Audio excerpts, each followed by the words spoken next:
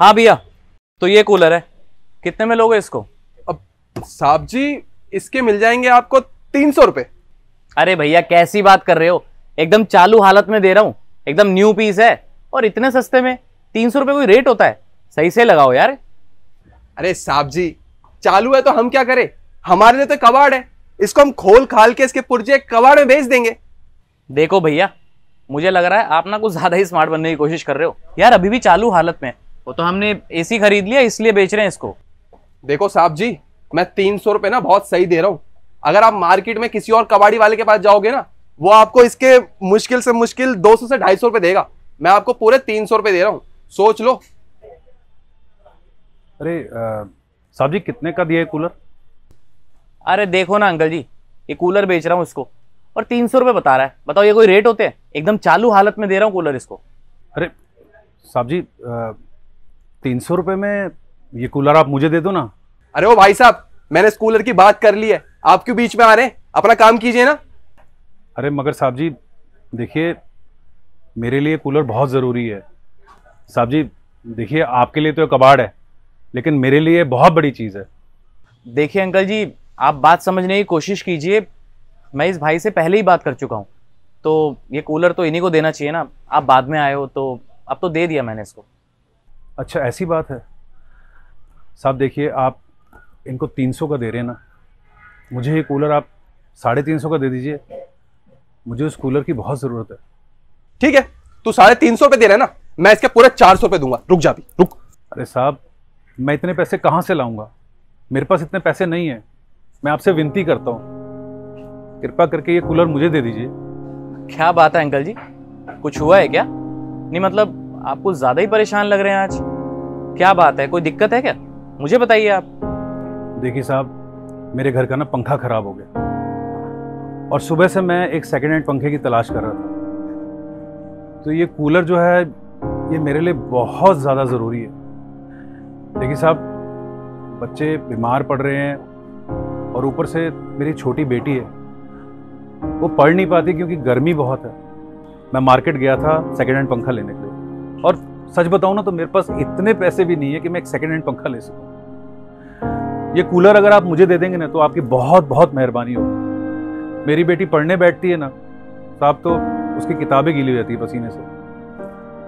ये कूलर मुझे दे दीजिए साहब। अंकल जी आप एक काम कीजिए, आप इसको ऐसे ही ले जाइए, पैसे देने की जरूरत नहीं है। अरे नहीं नहीं साहब, मैं ये कूलर ऐसे नहीं लूंगा।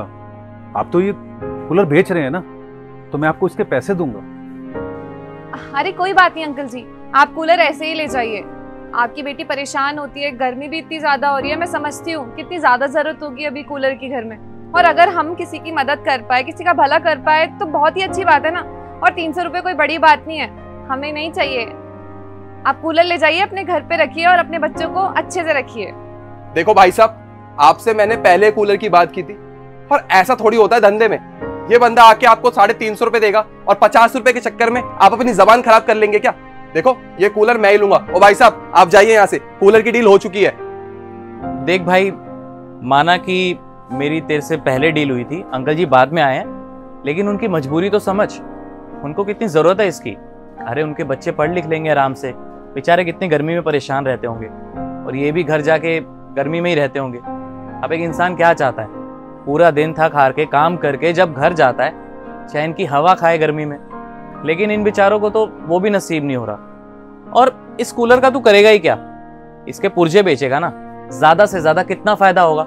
100 रुपए, 150 रुपए, इससे ज्यादा तो कुछ नहीं है ना। लेकिन इनके बारे में सोच, अगर ये कूलर इन्हें मिल गया तो इनको कितनी राहत मिलेगी। इनके लिए बहुत बड़ी चीज है ये। तो मैं तो कह रहा हूं कि ये कूलर अंकल को लेने दे, मैं तेरे को और चीजें दिखा दूंगा। आप एक काम करो, ये कूलर ना इन्हीं को दे दो। मुझे ऐसा लगता है कि इस कूलर की ना इनको ज्यादा जरूरत है। और वैसे भी इस कूलर का मैं करूंगा क्या?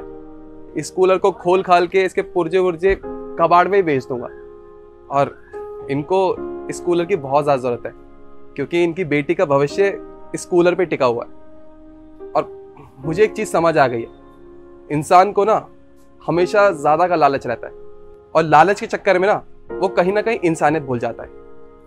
भैया आप एक काम कीजिए, ये कूलर आप ही रख लीजिए और बाहर ना मेरी गाड़ी खड़ी हुई है, आप बोलो तो मैं ये कूलर आपके घर तक पहुंचा देता हूँ, सही रहेगा ना?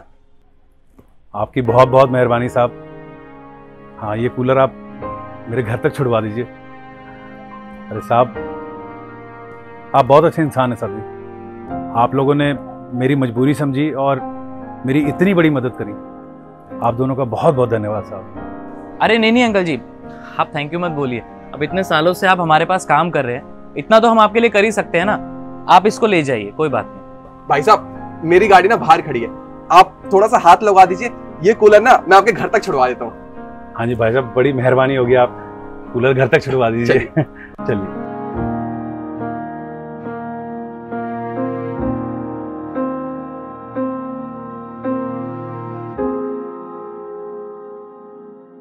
नमस्कार दोस्तों, आई होप आपको हमारी वीडियो पसंद आई हो। अगर आपको हमारी वीडियो अच्छी लगी हो तो प्लीज़ इसको लाइक करें, शेयर करें, कमेंट्स करें अच्छे। और गाइज़, यहाँ तक आपने हमारा बहुत साथ दिया है, हमें बहुत प्यार दिया है, इस चैनल को बहुत सपोर्ट किया है, तो आशा करूँगा कि आप इसी तरीके से आगे भी हमें ऐसे ही प्यार देते रहिए, ऐसे ही सपोर्ट करते रहिए। तो गाइज़, मिलते हैं नेक्स्ट वीडियो में और अच्छी स्टोरी के साथ। तब तक के लिए अलविदा चाहूँगा आपसे, and thank you so much for watching.